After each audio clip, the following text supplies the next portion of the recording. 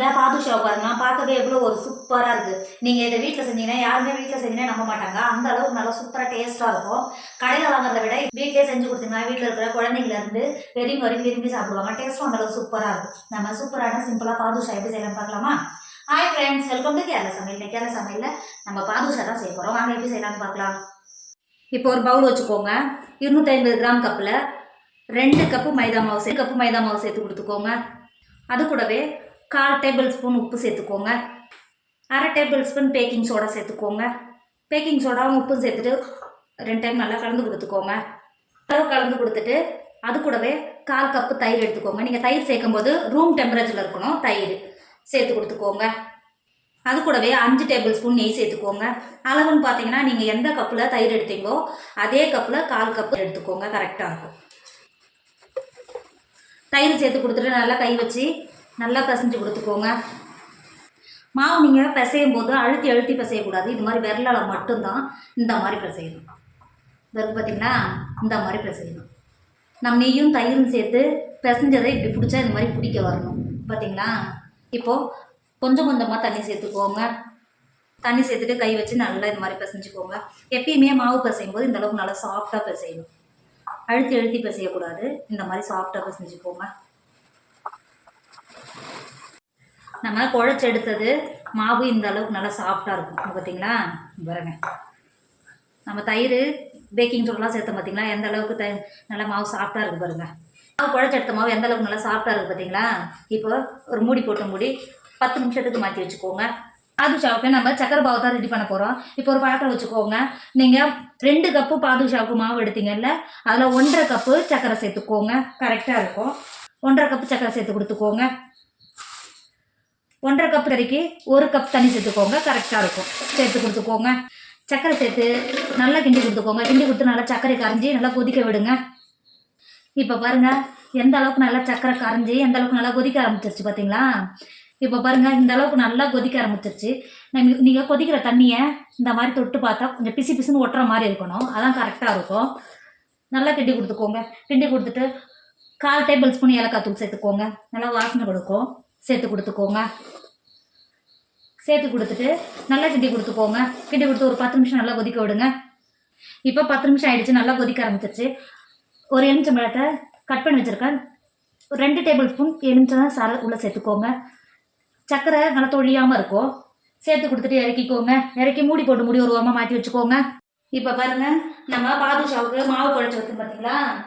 எந்த அளவுக்கு நல்லா சாஃப்டாக ஊறி இருக்குது பார்த்துங்க. இப்போ நம்ம குழச்ச மாவுலேருந்து இந்த மாதிரி 1/2 நெல்லிக்காய் சைஸோட மாவு கொஞ்சமாக எடுத்துக்கோங்க. எடுத்துட்டு இந்த மாதிரி நல்லா நகத்தால் உள்ளே வச்சு கொடுத்துக்கோங்க. நம்ம பரோட்டாக்கெல்லாம் உள்ளே வைக்கொள்ள மாவை இந்த மாதிரி வச்சுட்டு உள்ளே மேலே வச்சு நல்லா உருட்டிக்கோங்க. இந்த மாதிரி உருட்டிட்டு நடுவில் இந்த மாதிரி நல்லா அழுத்திக்கோங்க. அழுத்திட்டு நம்ம கட்டை விரல் இருக்குது பார்த்தீங்களா? அதை வச்சு இந்த மாதிரி நீங்கள் இது மாதிரி வச்சு நல்லா அழுத்தி கொடுத்தீங்கன்னா ஹோல்ஸ் வரும். திரும்பவும் இந்த பக்கமும் அதே மாதிரி வச்சு இந்த மாதிரி செஞ்சுக்கோங்க. செஞ்சிங்கன்னா கரெக்டாக இருக்கும். இது இருக்குது பார்த்தீங்களா? இருக்கிற மாவெல்லாம் இதே மாதிரி உருட்டி எடுத்துக்கோங்க. இப்போ பாருங்க நம்ம இருக்கிற பாதுஷெல்லாம் பிடிச்சி எடுத்துட்டோம். இப்போ பார்க்கவே இவ்வளோ ஒரு சூப்பராக இருக்குது. எனக்கு ரொம்ப பிடிச்சிருக்கு. பாருங்களேன், பார்க்கவே இவ்வளோ ஒரு சூப்பராக இருக்குது. இப்போ இது பொரிக்கிறதுக்கு ரெடி ஆகிடுச்சு. மாற்றி வச்சுக்கோங்க. கடாயில் எண்ணெய் வச்சு எண்ணெய் லைட்டாக சூடாயிடுச்சு. இப்போது பாதுஷெல்லாம் உள்ளே இறக்கி சேர்த்துக்கோங்க. சேர்க்கும் போது இந்த மாதிரி தான் இருக்கணும். அப்போ தான் உள்ளே இருக்கிறது நல்லா வெந்து வரும். நல்லா சாஃப்டாக இருக்கும். உள்ளே சேர்த்து கொடுத்துக்கோங்க. சேர்த்து கொடுக்கும்போது இந்த அளவுக்கு தான் இருக்கணும். அப்போ தான் நல்லா உள்ளே இருக்கிறதெல்லாம் வெந்து நல்லா மேலே பொந்தி வரும். இப்போ வேக வச்சுக்கோங்க. இப்போ பாருங்கள் லேசாக வெந்து வரும்போது எந்த அளவுக்கு நல்லா பொங்கி வருது பார்த்தீங்களா? இங்கே பாருங்கள் நம்ம எவ்வளோ சின்னதாக சேர்த்தோம் நல்லா வெந்து நல்லா பொங்கி வருவோம். இதே மாதிரி லோ ஃபில்ல வச்சு ஒரு பக்கம் நல்லா வேக விடுங்க. இப்போ 10 நிமிஷம் ஆயிடுச்சு. இன்னொரு பக்கம் திருப்பி போட்டு நல்லா வேக விடுங்க.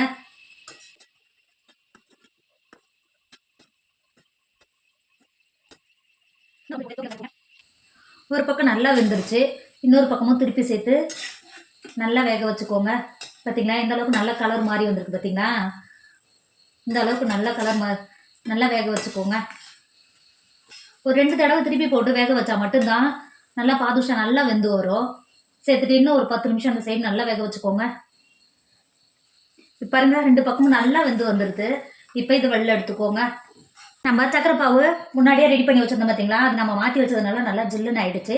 இப்போ ஒரு 10 நிமிஷத்துலேயே அது நல்லா சூடாயிடும். ஒரு 10 நிமிஷம் நல்லா சூடு பண்ணிக்கோங்க. இப்போ 10 நிமிஷம் ஆயிடுச்சு. இப்போ லைட்டாக ஆவி பறக்கிற மாதிரி இருக்குது பார்த்தீங்களா, இந்த அளவுக்கு வந்தாவே போதும். நம்ம பொரிச்சு வச்சிருக்கிற பாதுஷாவை உள்ளே சேர்த்துக்கோங்க. சேர்த்துட்டு இந்த மாதிரி சக்கரை பாவுல இருக்கிற மாதிரி சேர்த்து கொடுத்துக்கோங்க. சேர்த்துட்டு 2 சைடும் இந்த மாதிரி சக்கரை பாவு நல்லா முங்குற அளவுக்கு இது மாதிரி சேர்த்து கொடுத்துக்கோங்க.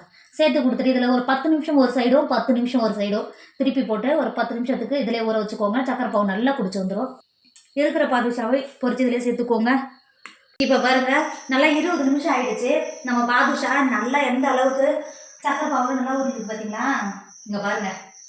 ஆனால் எடுக்கும்போது நல்லா பண்ணு மாதிரி இருக்கும், நல்லா சாஃப்டாக இருக்கும். இங்கே பாருங்க எந்த அளவுக்கு நல்லா சூப்பராக சக்கரை பாவோட நல்லா எடுத்துகிட்டு எவ்வளோ சூப்பராக இருக்கும். இப்போது சக்கரை பாவில் இருந்து வேற ஒரு பிளேட்டுக்கு மாற்றிக்கோங்க. நம்மளோட பாதுஷா சூப்பராக ரெடி ஆகிடுச்சு. இதோட டேஸ்ட் அந்த அளவுக்கு சூப்பராக இருக்கும். கண்டிப்பாக இந்த தீபாவளிக்கு இது கண்டிப்பாக ட்ரை பண்ணுங்கள். வீட்டில் இருக்கவங்க எல்லாருமே குட்டீஸ்லேருந்து பெரியவங்க வரையும் விரும்பி சாப்பிடுவாங்க. டேஸ்ட்டும் அந்த அளவுக்கு சூப்பராக இருக்கும். கண்டிப்பாக நீங்கள் ட்ரை பண்ணுங்கள். என்னோட வீடியோ உங்களுக்கு பிடிச்சிருந்தா உங்கள் ஃப்ரெண்டு உங்கள் ஃபேமிலிக்கு ஷேர் பண்ணுங்கள். மறக்காமல் கேரளா சமையலை சப்ஸ்கிரைப் பண்ணிக்கோங்க. தேங்க்யூ.